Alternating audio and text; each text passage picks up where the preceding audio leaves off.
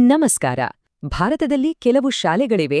ಅವು ಬರೀ ಪಠ್ಯಪುಸ್ತಕದ ಪಾಠ ಹೇಳಿಕೊಡೋದಿಲ್ಲ.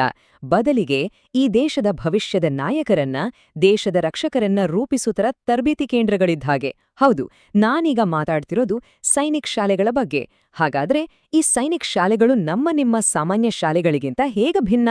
ಬನ್ನಿ, ಈ ಒಂದು ವಿಶಿಷ್ಟವಾದ ಶಿಕ್ಷಣ ವ್ಯವಸ್ಥೆಯ ಒಳಗೆ ಇಣುಕಿ ನೋಡೋಣ.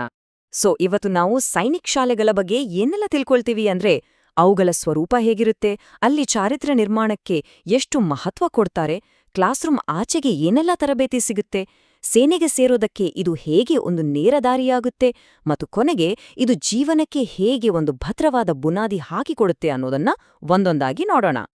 ಸರಿ, ಹಾಗಾದ್ರೆ ಮೊದಲು ಭಾರತದ ಸೈನಿಕ್ ಶಾಲೆಗಳು ಅಂದರೆ ಏನು, ಅವುಗಳ ಮೂಲ ಸ್ವರೂಪ ಹೇಗಿರತ್ತೆ ಮತ್ತು ಶ್ರೇಷ್ಠತೆ ಕಡೆಗೆ ಹೋಗೋಕ್ಕೆ ಇದೊಂದು ಹೇಗೆ ಬೇರೆಯದ್ದೇ ಆದ ದಾರಿ ಅನ್ನೋದನ್ನ ನೋಡೋಣ ಬನ್ನಿ.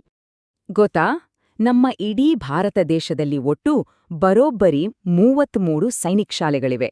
ಹೌದು, ಈ ಸಂಖ್ಯೆ ಅವುಗಳ ಪ್ರಾಮುಖ್ಯತೆ ಎಷ್ಟು ಅಂತ ಹೇಳುತ್ತೆ. ಪ್ರತಿಯೊಂದು ಶಾಲೆಯ ಮೂಲ ಗುರಿ ಒಂದೇ: ದೇಶ ಸೇವೆಗಾಗಿ ಯುವಕರನ್ನ ಸಿದ್ಧಪಡಿಸೋದು. ಒಂದು ಸಾಮಾನ್ಯ ಶಾಲೆಗೂ ಒಂದು ಸೈನಿಕ್ ಶಾಲೆಗೂ ಇರೋ ಮುಖ್ಯವಾದ ವ್ಯತ್ಯಾಸ ಏನು ಅಂತ ನೋಡಿದ್ರೆ ನಿಜಕ್ಕೂ ತುಂಬಾನೇ ಇಂಟ್ರೆಸ್ಟಿಂಗ್ ಅನ್ಸುತ್ತೆ. ನೋಡಿ, ಸಾಮಾನ್ಯ ಶಾಲೆಗಳು ಸಿಲೆಬಸ್ ಮುಗ್ಸೋ ಕಡೆ ಗಮನ ಕೊಟ್ರೆ, ಸೈನಿಕ್ ಶಾಲೆಗಳು ಒಬ್ಬ ವಿದ್ಯಾರ್ಥಿಯ ಸಂಪೂರ್ಣ ಬೆಳವಣಿಗೆಯ ಮೇಲೆ ಫೋಕಸ್ ಮಾಡ್ತವೆ. ಅಂದ್ರೆ ಬರೀ ಓದು ಮಾತ್ರ ಅಲ್ಲ, ಅವರ ವ್ಯಕ್ತಿತ್ವ, ಅವರ ಚಾರಿತ್ರ್ಯ ಇದನ್ನೆಲ್ಲ ಕಟ್ಟೋದಕ್ಕೆ ಹೆಚ್ಚು ಒತ್ತು ಕೊಡ್ತಾರೆ. ಹೌದು, ಚಾರಿತ್ರ್ಯ ನಿರ್ಮಾಣ ಬಹುಶಃ ಸೈನಿಕ್ ಶಾಲೆಯ ಅತಿ ದೊಡ್ಡ ಮತ್ತು ಅತಿ ಮುಖ್ಯವಾದ ಕೊಡುಗೆ ಅಂದ್ರೆ ಇದೇನೆ. ಅಂದ್ರೆ ವಿದ್ಯಾರ್ಥಿಗಳಲ್ಲಿ ಒಂದು ಅಚಲವಾದ, ಗಟ್ಟಿಯಾದ ಚಾರಿತ್ರ್ಯವನ್ನ ಬೆಳೆಸೋದು. ಇದನ್ನ ಅವರು 3 ಮುಖ್ಯ ಪಿಲ್ಲರ್ಗಳ ಮೇಲೆ ಮಾಡ್ತಾರೆ. ಆ 3 ಪಿಲ್ಲರ್ಗಳು ಯಾವುವು ಅಂದ್ರೆ, ಮೊದಲನೇದು ನಾಯಕತ್ವ, ಎರಡನೇದು ಶಿಸ್ತು ಮತ್ತು ಮೂರನೇದು ದೈಹಿಕ ಮತ್ತು ಮಾನಸಿಕ ದೃಢತೆ. ಒಂದು ಕ್ಷಣ ಯೋಚಿಸಿ, ಈ 3 ಗುಣಗಳು ಬರೀ ಸೈನಿಕಕ್ಕೆ ಸೇರೋರ್ಗ್ ಮಾತ್ರ ಬೇಕಾ? ಖಂಡಿತ ಇಲ್ಲ. ಜೀವನದಲ್ಲಿ ಬರೋ ಯಾವುದೇ ಸವಾಲ್ನ ಎದುರಿಸೋಕೆ ಪ್ರತಿಯೊಬ್ಬರಿಗೂ ಬೇಕೇ ಬೇಕು. ಸೈನಿಕ್ ಶಾಲೆಗಳು ಇದೇ ಕೆಲ್ಸವನ್ನ ಚಿಕ್ಕ ವಯಸ್ಸಲ್ಲೇ ಮಕ್ಕಳಲ್ಲಿ ಮಾಡ್ತವೆ. ಇದ್ರಲ್ಲಿ ಶಿಸ್ತು ಅನ್ನೋದಿದೆಯಲ್ಲ, ಅದು ಬಹಳ ಮುಖ್ಯವಾದ ಅಂಶ. ಶಿಸ್ತು ಅಂದ್ರೆ ಸುಮ್ಮನೆ ರೂಲ್ಸ್ ಫಾಲೋ ಮಾಡೋದಲ್ಲ. ನಿಜವಾದ ಶಿಸ್ತು ಅಂದ್ರೆ ಯಾವುದೋ ಒಂದು ದೊಡ್ಡ ಗುರಿಗೋಸ್ಕರ ಸದ್ಯಕ್ಕೆ ಇಷ್ಟವಾಗೋ ಸಣ್ಣಪುಟ್ಟ ಆಸೆಗಳ್ನ ತ್ಯಾಗ ಮಾಡೋ ಮನೋಭಾವ. ಯಾವುದು ಈಗ ಬೇಕು ಅನ್ನೋದಕ್ಕಿಂತ ಯಾವುದು ಜೀವನದಲ್ಲಿ ಮುಖ್ಯ ಅನ್ನೋದಕ್ಕೆ ಆದ್ಯತೆ ಕೊಡೋದನ್ನ ಕಲಿಯೋದೇ ನಿಜವಾದ ಶಿಸ್ತು. ಒಂದು ಸಿಂಪಲ್ ಉದಾಹರಣೆ ನೋಡಿ. ಬೆಳಗ್ಗೆ 4 ಗಂಟೆಗೆ ಎದ್ದು 5 ಗಂಟೆಗೆ ಗ್ರೌಂಡ್ನಲ್ಲಿರ್ಬೇಕು ಅಂದ್ರೆ ಯಾವ ಮಗುವಿಗೆ ತಾನೇ ಇಷ್ಟ ಆಗತ್ತೆ?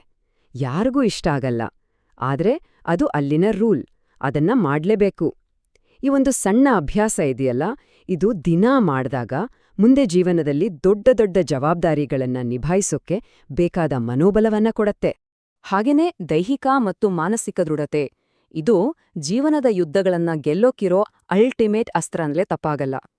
ಸೈನಿಕ್ ಶಾಲೆಗಳಲ್ಲಿ ಸಿಗೋ ತರಬೇತಿ ಮಕ್ಕಳನ್ನ ಯಾವುದೇ ಪರಿಸ್ಥಿತಿಯಲ್ಲೋ ಧೈರ್ಯವಾಗಿ ನಿಲ್ಲೋ ಹಾಗೆ, ಬದುಕುಳಿಯೋ ಹಾಗೆ ಗಟ್ಟಿ ಮಾಡತ್ತೆ. ಸರಿ, ಹಾಗಾದ್ರೆ ಸೈನಿಕ್ ಶಾಲೆಗಳಲ್ಲಿ ಬರೀ ಓದು, ಬರಹ, ಶಿಸ್ತು ಅಷ್ಟೇನಾ? ಖಂಡಿತ ಇಲ್ಲ. ಕ್ಲಾಸ್ ರೂಮ್ ಆಚೆಗೆ ಸಿಗೋ ತರಬೇತಿಯೇ ಇಲ್ಲಿನ ಅತಿ ದೊಡ್ಡ ವಿಶೇಷತೆ. ಇದು ಸೇವೆ ಮಾಡೋಕೆ ಮತ್ತೆ ಸರ್ವೈವ್ ಆಗೋಕೆ ಬೇಕಾದ ಸ್ಕಿಲ್ಗಳನ್ನ ಕಲಿಸುತ್ತೆ.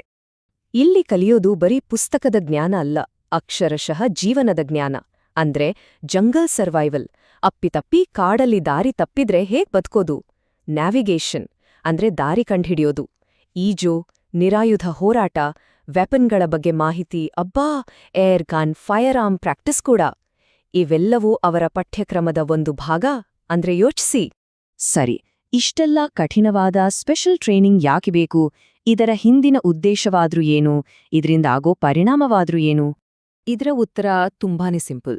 ಈ ತರಬೇತಿ ವಿದ್ಯಾರ್ಥಿಗಳ ಮನಸ್ಸಿನಲ್ಲಿ ಆಳವಾದ ಧೈರ್ಯವನ್ನ, ದೇಶಭಕ್ತಿಯನ್ನ ತುಂಬುತ್ತೆ. ದೇಶಕ್ಕೋಸ್ಕರ ಏನಾದ್ರೂ ಮಾಡಬೇಕು ಅನ್ನೋ ಒಂದು ಉತ್ಕಟವಾದ ಇಚ್ಛೆಯನ್ನ ಹುಟ್ಟುಹಾಕತ್ತೆ. ಈ ಗುಣ ಇದೆಯಲ್ಲ, ಇದು ಬರೀ ಸೈನ್ಯ ಸೇರೋರಿಗೆ ಮಾತ್ರ ಅಲ್ಲ, ಅವರು ಜೀವನದಲ್ಲಿ ಯಾವುದೇ ಫೀಲ್ಡ್ಗೆ ಹೋದ್ರೂ ಅವ್ರ ಜೊತೆಯಲ್ಲೇ ಇರತ್ತೆ. ಇನ್ನು ಸೈನಿಕ್ ಶಾಲೆಯಲ್ಲಿ ಓದೋದ್ರಿಂದ ಸಿಗೋ ಮತ್ತೊಂದು ದೊಡ್ಡ ಅಡ್ವಾಂಟೇಜ್ ಅಂದ್ರೆ ಅದು ನ್ಯಾಷನಲ್ ಡಿಫೆನ್ಸ್ ಅಕಾಡೆಮಿ ಅಂದ್ರೆ NDA ಸೇರೋದಕ್ಕೆ ಒಂದು ನೇರವಾದ ದಾರಿಯನ್ನೇ ಸೃಷ್ಟಿ ಮಾಡ್ಕೊಡುತ್ತೆ. ಹೇಗೆಂದ್ರೆ, ಸೈನಿಕ್ ಶಾಲೆಗಳಿಗೆ NDA ಎಂಟ್ರೆನ್ಸ್ ಎಕ್ಸಾಮ್ ಬಗ್ಗೆ ಕಂಪ್ಲೀಟ್ ಆಗಿ ಗೊತ್ತಿರುತ್ತೆ. ಸೊ ಅವರು 10ನೇ ಕ್ಲಾಸ್ ಆದ್ಮೇಲಿಂದಲೇ ವಿದ್ಯಾರ್ಥಿಗಳನ್ನ ಅದಕ್ಕಾಗಿ ತಯಾರು ಮಾಡ್ತಾರೆ. ಎಕ್ಸಾಮ್ಗೆ ಹೇಗೆ ಓದ್ಬೇಕು, ಇಂಟರ್ವ್ಯೂನ ಹೇಗೆ ಫೇಸ್ ಮಾಡಬೇಕು, ಅದಕ್ಕಿಂತ ಮುಖ್ಯವಾಗಿ ಒಬ್ಬ ಆಫೀಸರ್ ತರಹದ ಮೈಂಡ್ಸೆಟ್ ಅನ್ನ 15 ವರ್ಷದಿಂದಲೇ ಹೇಗೆ ಬೆಳೆಸ್ಕೊಳ್ಬೇಕು ಅನ್ನೋದಕ್ಕೆ ಒಂದು ಪಕ್ಕಾ ಬ್ಲೂ ಪ್ರಿಂಟ್ ಇಟ್ಕೊಂಡು ಟ್ರೈನಿಂಗ್ ಕೊಡ್ತಾರೆ. ಇದೇ ಕಾರಣಕ್ಕೆ NDAಗೆ ಸೆಲೆಕ್ಟ್ ಆಗೋ ಹೆಚ್ಚಿನವರು ಸೈನಿಕ್ ಸ್ಕೂಲ್ನಿಂದ ಬಂದವರೇ ಆಗಿರ್ತಾರೆ. ಸರಿ, ಇದೆಲ್ಲದರ ಕೊನೆಗೆ ಸೈನಿಕ್ ಶಾಲೆಯ ಶಿಕ್ಷಣ ಅನ್ನೋದು ಬರೀ ಒಂದು ಕೆರಿಯರ್ಗೆ ಮಾತ್ರ ಸೀಮಿತವಾಗಲ್ಲ, ಅದು ಇಡೀ ಜೀವನಕ್ಕೆ ಬೇಕಾದಂತಹ ಒಂದು ಭದ್ರ ಬುನಾದಿಯನ್ನ ಹಾಕಿಕೊಡುತ್ತೆ.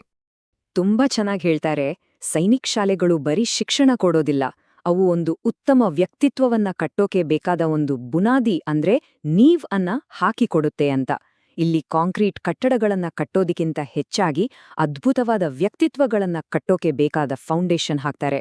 ಆ ಫೌಂಡೇಶನ್ ಬೇರೆ ಯಾವುದೂ ಅಲ್ಲ, ಅದೇ ಶಿಸ್ತು, ಧೈರ್ಯ ಮತ್ತು ದೇಶಭಕ್ತಿ. ನಾವಿವತ್ತು ನೋಡೋ ಭಾರತದ ಎಷ್ಟೋ ಶ್ರೇಷ್ಠ ಸೇನಾ ನಾಯಕರು ತಮ್ಮ ಅಡಿಪಾಯವನ್ನ ಹಾಕಿಕೊಂಡಿದ್ದೇ ಈ ಸೈನಿಕ್ ಶಾಲೆಗಳಲ್ಲಿ. ಅವರ ಯಶಸ್ಸಿನ ಹಿಂದಿನ ಅಡಿಪಾಯ ಇರೋದೇ ಅಲ್ಲಿ.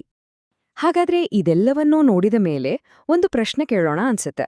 ಶಿಕ್ಷಣದ ನಿಜವಾದ ಉದ್ದೇಶವಾದ್ರೂ ಏನು?